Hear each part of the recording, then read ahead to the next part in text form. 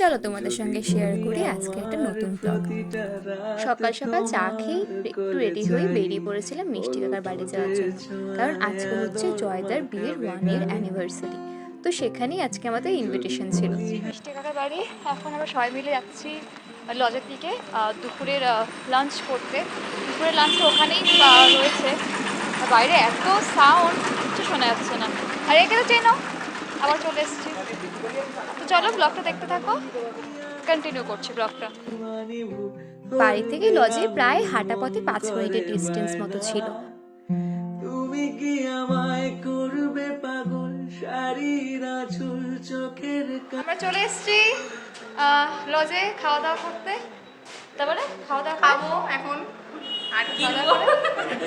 ব্যাকগ্রাউন্ডের ডেকোরেশন তখন অবধি কমপ্লিট হয়নি, তখনও কিন্তু ডেকোরেশনের কাজ চলছিল, কিন্তু যেটুকু হয়েছে সেটা কিন্তু খুব সুন্দর দেখতে লাগছিল, তাই না?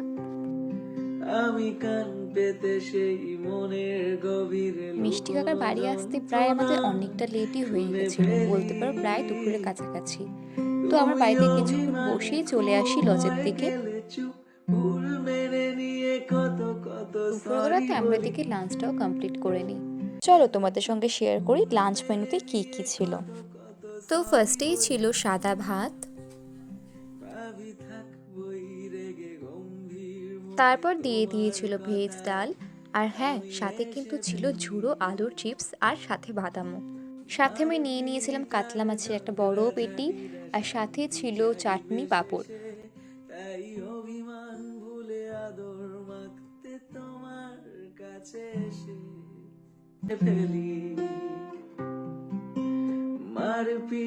আর এখানে আমার সর্ষে কাতলা খেতে গিয়ে লেগেছিল ঝাঁজ, সেটাই আমরা বলা বলি করছিলাম, বাট মাছটা কিন্তু। আর এখানে পাপানদার দিকে ক্যামেরা করাতে পাপানদা ভীষণ পরিমাণে লজ্জা পেয়ে যায়।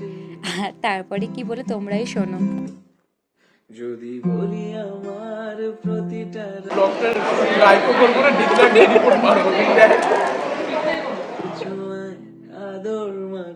এদিকে আমাদের খাওয়া দাওয়া কমপ্লিট হতেই আমরা চলে যাই বাড়ির দিকে। যদি বলি আমার এবারে একটু রেস্ট নেব, তারপরে আস্তে আস্তে ধীরে ধীরে সব প্রিপারেশন স্টার্ট করবো, রেডি হব করে তারপরে সন্ধ্যাবেলা থেকে লজে যাব। ওখানে প্রচুর আইটেম আছে, স্টলেতে খেতে হবে। হ্যাঁ এখন একটু রেস্ট নিই। হ্যালো, ব্লগটা ভালো লাগলে লাইক করো, নেক্সট পার্টে দেখা হচ্ছে, টাটা।